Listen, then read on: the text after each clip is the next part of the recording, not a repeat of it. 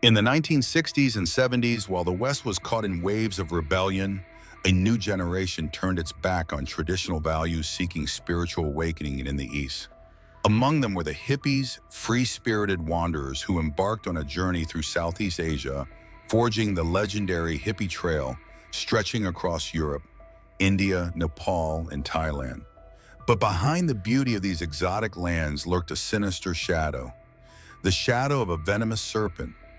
He was a cold-blooded killer who turned the hippie trail into a living nightmare, claiming the lives of countless innocent travelers. Even behind bars, he lived in luxury, adored by women, idolized by fans, and eventually becoming a criminal celebrity by selling the story of his life. With his mastery of poison and the cunning of a snake, he spread fear across the trail, preying on young innocent backpackers who were simply chasing freedom. He, the venomous snake, was also known as the Bikini Killer because many of his victims were wearing bikinis when they were murdered. His real name was Charles Sopraj, one of the most notorious serial killers in history.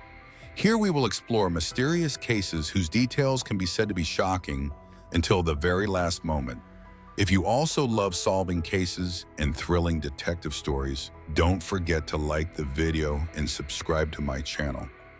And now let's turn back time to the year 1944 to follow the trail of this devil in human disguise. Charles Sopraj, our main character, was born on April 6, 1944 in Ho Chi Minh City during the period when the country was still a French colony. Life at that time was extremely difficult, and from the moment he was born, Charles's fate had already been determined as a series of misfortunes and upheavals. His birth was an accident, his mother was Vietnamese, and his father was Indian. They were not married when they had him, and the father refused to acknowledge the child, always considering him illegitimate. Although the family lived together, there was no affection. Life was merely a reluctant attempt to get by day. After just 2 years, Charles's father abandoned them. In order to make a living, his mother met and married a French officer. Although the stepfather agreed to raise Charles, he did not want the child to bear his surname. As a result, Charles still carried a long, complicated Indian name. Not long after his mother gave birth to a daughter with his stepfather. And from then on, all the family's attention was focused on the younger sister, while Charles was completely neglected.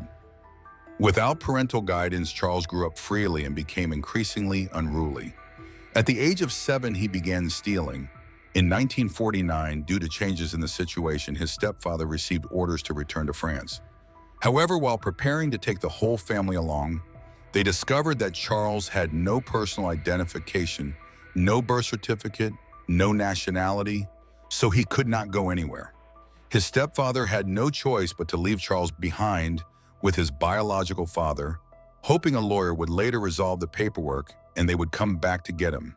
But 3 years later, when his stepfather returned to Vietnam, they could no longer find Charles's biological father. He had already left, abandoning Charles to fend for himself. Yet Charles, a child who had been abandoned, carried within him an unbelievably strong will to survive. Since no one wanted him, he joined a group of street children, took shelter in dilapidated houses, and made a living by stealing and robbing. But fate still didn't seem ready to let this boy go.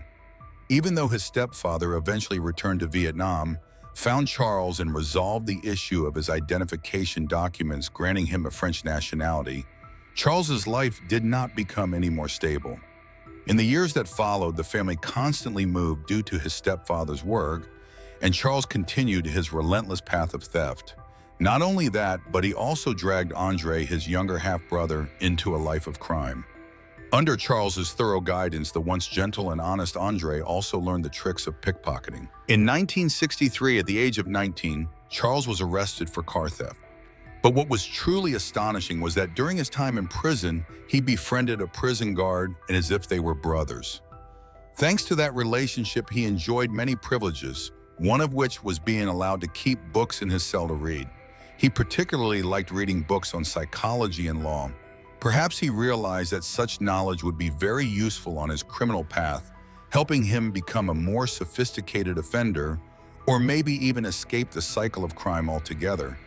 While Charles was studying intensely behind bars, an important figure entered his life, Félix Descoignes.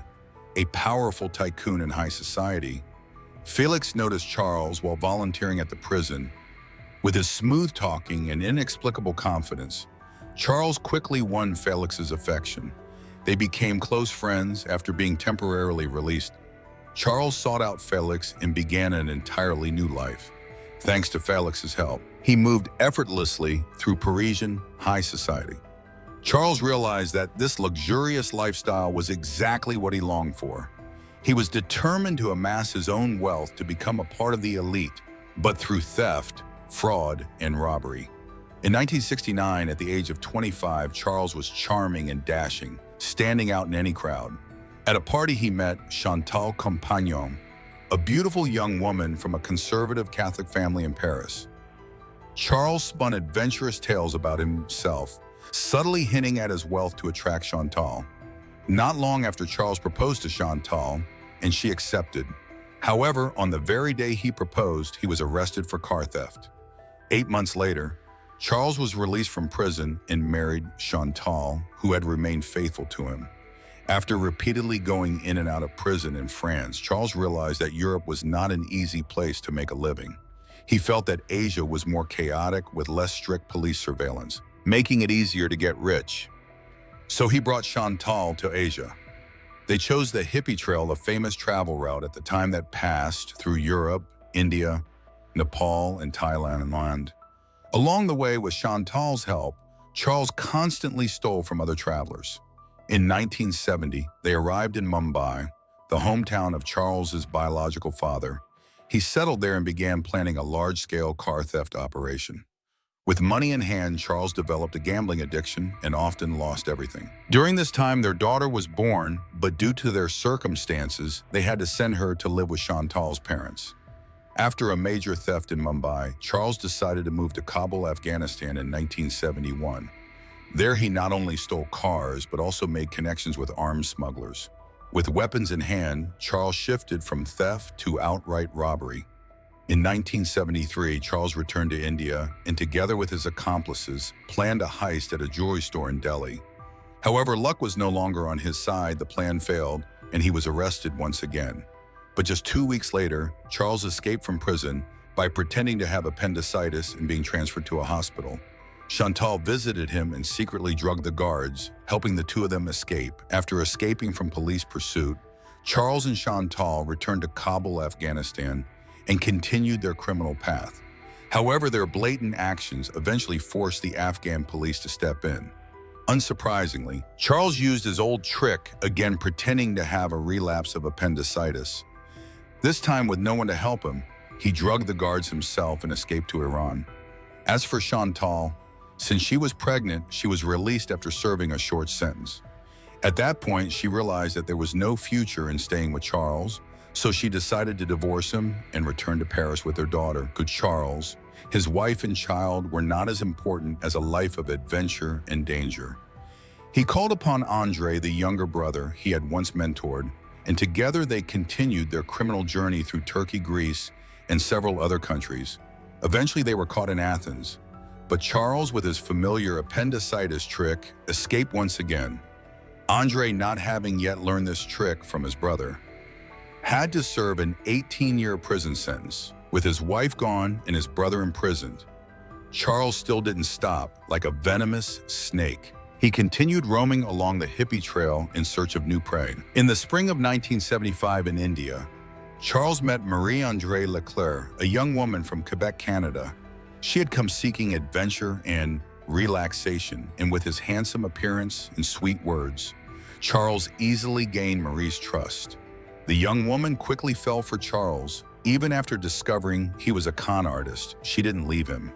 Instead, she assisted him in committing crime. Not long after, a young Indian man named Ajay Chowdhury joined the group.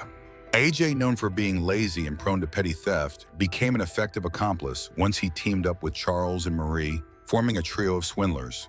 They often posed as tourists or local jewelry sellers to approach other travelers by eavesdropping, analyzing their targets psychologically, and catering to their desires. They easily won their victims' trust. Once a friendship was established, they would drug and rob the victims. This scheme always worked. However, over time, as the number of their crimes increased, They were no longer satisfied with just theft. The trio began transitioning to a series of brutal murders. In 1975, Teresa Knowlton, a 21-year-old woman from Seattle, USA, was full of excitement for her spiritual journey to Kathmandu, Nepal, but fate took a cruel turn and she ended up in Bangkok, Thailand, a fateful decision that led to her tragic death in a foreign land. In Bangkok, Teresa met Charles, who introduced himself as a jewelry trader. With his handsome appearance and sweet words, Charles easily seduced Teresa. The young woman placed her trust in him, only to be found dead not long after her body dressed only in a bikini was discovered on a nearby beach. All her belongings had vanished without a trace. Shortly after the body of Vitali Hakim, a young Jewish man was found near a resort in Pattaya, where Charles had been staying. Vitali's girlfriend, Charmaine Carew, came looking for him and quickly became the next victim. Her body was also found on the beach, wearing only a bikini. The two consecutive murders led the police to nickname the mysterious killer the Bikini Killer. But in reality, the number of victims was much higher. Henk Bintunja, a 29-year-old Dutch student, and his 25-year-old fiancée, Cornelia Hemker, met Charles in Hong Kong and were invited by him to Thailand. The couple was drugged in Charles's apartment, and their bodies were discovered on December 16, 1975. After committing the murders, Charles and Marie used the victims' passports to flee to Nepal. Less than a week later, they killed Laurent Carrière, a 26-year-old Canadian tourist, and Connie Bronzich, a 29-year-old American woman, in order to steal their belongings. They then used the victims' passports again to return to Thailand. And however, suspicion was already beginning to fall on Charles in Thailand, he decided to continue running. And before leaving the country, he murdered an Israeli student named Avoni Jacob just to steal his passport. The three of them went to Singapore, then quickly traveled to India, and eventually returned to Thailand. But just a few days after returning, they were being watched by Thai police. The group fled once again, this time to Malaysia. There, Ajay Charles's right-hand man suddenly disappeared. Rumor has it that Charles got rid of him and took all his belongings. The group was reduced to just Charles and Marie, but he didn't stop. He looked for new accomplices and eventually recruited Barbara Smith and Mary Ellen Either, two female friends who joined the group. The quartet quickly carried out a heist in India, robbing Jean-Luc Solomon, a Frenchman. Initially, the target was only money, but they accidentally overdosed him with drugs, which led to his death. In July 1976, the deadly quartet set foot in New Delhi with a bold scheme. Charles the mastermind set his sights on a group of 60 French graduate students who were traveling there. He thought to himself, wouldn't it be much better to rob all 60 at once instead of deceiving them one by one? So using their usual tricks, the group managed to become the tour guides for the students. The next step was to drug the entire group. But how could they secretly drug that many people? That's when Charles, with his cunning mind, came up with a plan to drug them openly. He lied, saying he would give everyone antibiotics to prevent dysentery. The naive students believed him. However, Charles did not anticipate that the drugs would take effect faster than expected. Some students who took the pills first began to feel dizzy and couldn't stand up. This raised suspicion among the others. The three strongest students bravely stepped in to overpower Charles and called the police. All four criminals were quickly arrested. At the trial, the two newly recruited members of the group confessed to their crimes, but Charles and Marie stubbornly denied everything. In the end, Indian police officially charged all four individuals with the murder of Solomon. Charles was sentenced to 12 years in prison. His girlfriend, Marie, was also convicted, but was later released on parole and returned to Canada due to ovarian cancer. The other two accomplices were merely followers acting under Charles's orders and thus received lighter sentences. Ironically, despite being in prison, Charles lived a comfortable and even luxurious life in jail. He used stolen gemstones to bribe the prison guards and helped other inmates, which allowed him to build good relationships with both the guards and the prisoners, becoming a powerful figure behind bars. He had whatever he wanted, from watching TV, reading books, making phone calls, to enjoying delicious food. He was even allowed to keep a pet squirrel in his cell. Thailand also confirmed that Charles was the infamous bikini killer they had long been pursuing. After his story was exposed, many media outlets and reporters came to the Indian prison to interview him. Charles agreed to meet all of them, but under one condition: they had to pay. He casually admitted to having committed over 10 crimes. Police estimated that at least 20 tourists had fallen victim to him, although only 12 cases had been officially confirmed. Once again, Charles, the cold-blooded murderer, shocked the world. He not only sold the story of his crimes to publishers, but also earned a huge sum of money enough to continue his lavish lifestyle in prison. Remarkably, many women became infatuated with him due to his handsome appearance, and he took advantage of his privileges to maintain relationships with them from behind bars. I have many visitors, mostly journalists, and most of them are well-educated. Charles proudly recalled, time passed and 10 years had gone by since Charles was in prison. By 1986, according to his sentence, he was set to be released soon, however. Fate once again dealt him a cruel blow. Due to his connection with multiple murder cases in Thailand, he would be deported there upon release and face a life sentence, unwilling to accept his fate. Charles devised a bold escape plan. On March 16, 1986, he threw a lavish party inside the prison, complete with abundant food and fine wine, and all paid for by himself. Perhaps you have already guessed Charles was planning another escape. He drugged the wine, causing both guards and inmates to fall unconscious. The escape seemed successful at first, but he was quickly recaptured. As a result, his sentence was extended by another 10 years. Many people suspected that Charles had intentionally escaped prison, only to be recaptured just so he could continue enjoying his comfortable life inside the Indian prison. Moreover, after another 10 years, the statute of limitations for his murder charges in Thailand would expire. By then, even if Thai police managed to catch him, they would be powerless to prosecute him upon returning to France instead of living a quiet life. Charles once again shocked the public. He sold the rights to his criminal story to filmmakers and publishers for $15 million US, famous and wealthy once more. Charles lived a lavish life in Paris, but perhaps his fate had not yet reached its end. In 2003, Charles unexpectedly traveled to Nepal, a country where he had committed many crimes in the past. Coincidentally, the Nepalese authorities had never given up on pursuing him. At that time, Charles was 53 years old and had been released from prison. He declared that no country was seeking his extradition anymore, which is why the Indian authorities allowed him to return to France. But once again, fate knocked on the door of Charles Sobraj. In 2003, while trying his luck at a casino in Nepal's capital, he unintentionally came under the radar of a journalist who instantly recognized the infamous bikini killer standing right in front of him.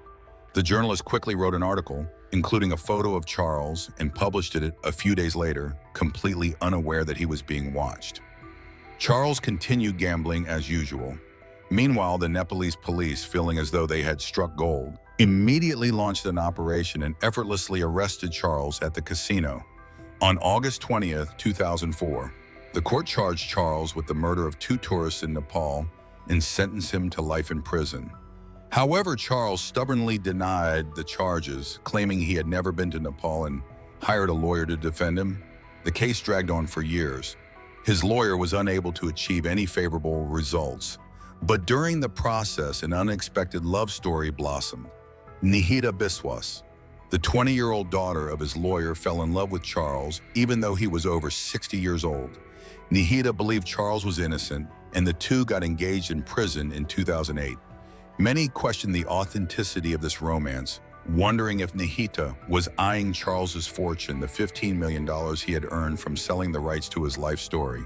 However, in 2010, Nepal's Supreme Court not only upheld the life sentence, but also confiscated all of Charles's assets. Nihita and her mother strongly objected, but their efforts were in vain. On December 21, 2022, the Supreme Court of Nepal ruled to release Sobraj due to his poor health, old age 78 years old, and the fact that he had served 95% of each sentence, almost a full life term. And so the story of the venomous snake, Charles Sobraj, comes to an end. What do you think about the case of this infamous Vietnamese-born killer? Leave your thoughts in the comments below so we can discuss together. And before you go, Don't forget to like, subscribe, and turn on the notification bell so you won't miss any fascinating cases on this channel. Goodbye and see you in the next video.